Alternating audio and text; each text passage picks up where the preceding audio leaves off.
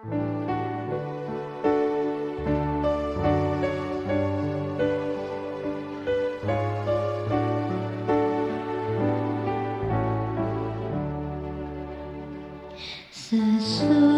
malam fajar mereka bersama Yesus, surga mulai.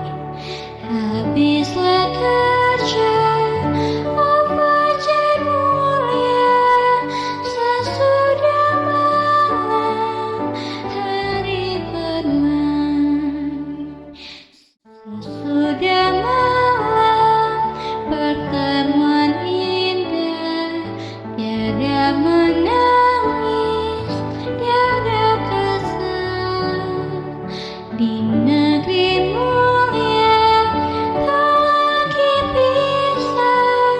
Sesudah malam hidup kekal. Shalom, pemirsa yang diberkati Tuhan, bertemu kembali dalam seri Renungan Pagi. Kita berdoa. Allah Maha Pengasih dan Penyayang, kami sungguh bersyukur, berterima kasih boleh menikmati berkat-Mu dan karunia-Mu atas hari yang baru. Sehingga pagi ini kami boleh mendengarkan firman-Mu melalui renungan pagi kami. Urapi kami supaya mengerti dan bertuntunlah kami untuk melakukannya, mempraktekkannya di dalam kehidupan kami.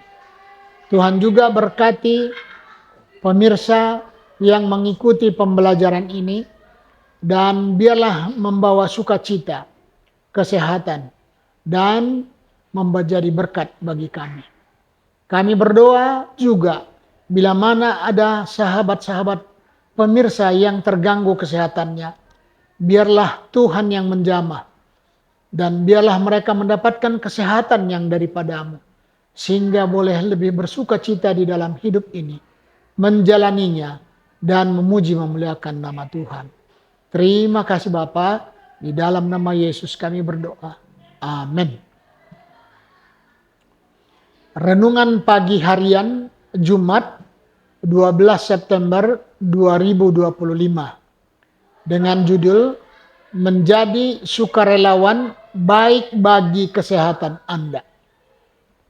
Ayat hafalannya, dan raja itu akan menjawab mereka, aku berkata kepadamu, sesungguhnya segala sesuatu yang kamu lakukan untuk salah seorang dari saudaraku yang paling hina ini, kamu telah melakukannya untuk aku. Tertulis di Matius 25 ayat 40. Ron Neis, seorang pendeta Advent, bercerita tentang menghabiskan 7 hari di Ground Zero, tepat setelah kejadian mengenaskan menara World Trade Center diratakan.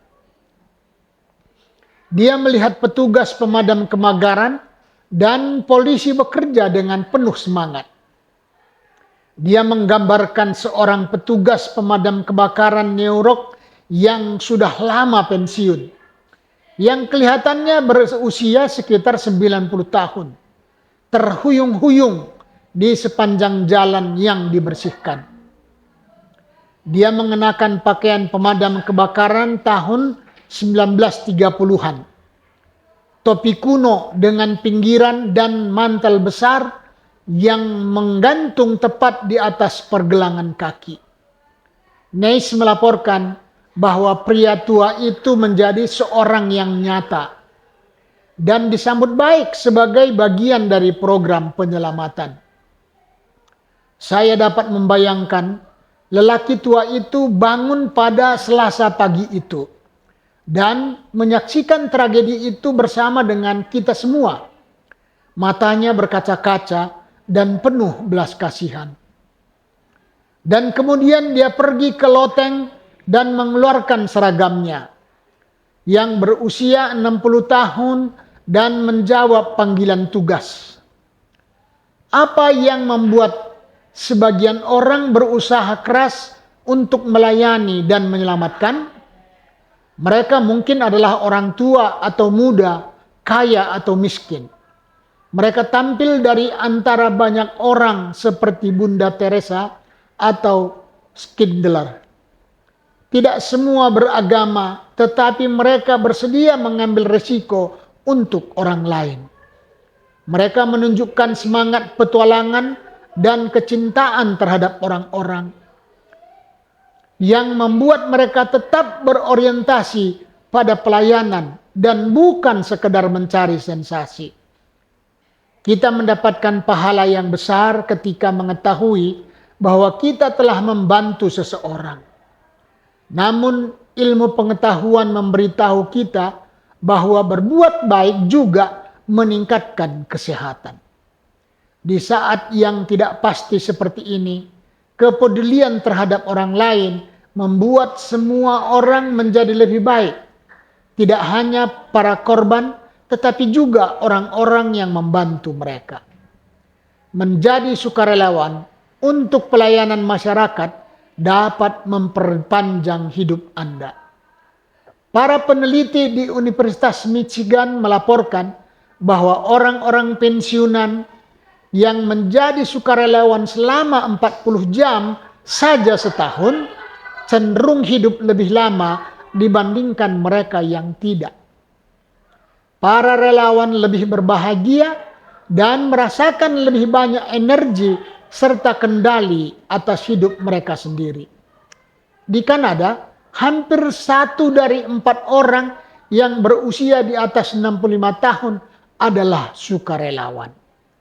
Mereka menikmati peningkatan kualitas hidup dan peningkatan aktivitas fisik. Mungkin prinsip sukarelawan harus menjadi bagian dari pekabaran kesehatan.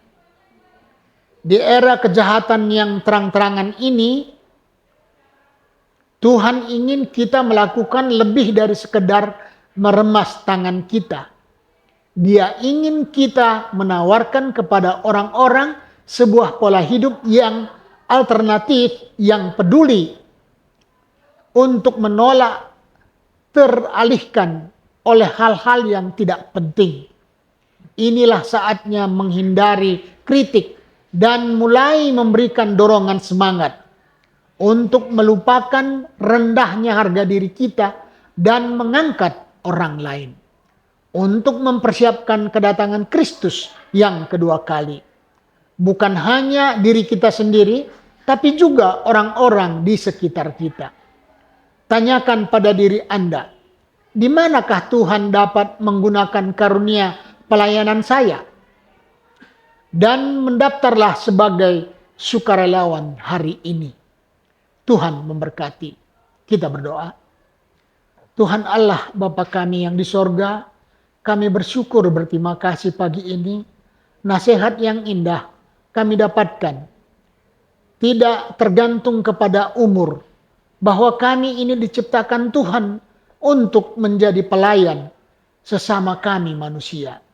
Dan bila mana kami mau merelakan diri kami menjadi pelayan, Tuhan berkati. Sehingga memperpanjang usia kami dan boleh menjadi berkat bagi sesama. Tuhan berikan kami kekuatan. Dan biarlah kami melakukan pelayanan ini kepada orang-orang yang ada di sekitar kami, terlebih yang membutuhkannya. Supaya dengan demikian, mereka boleh merasakan kasih sayang Tuhan melalui pantulan kasih yang Kau berikan kepada kami.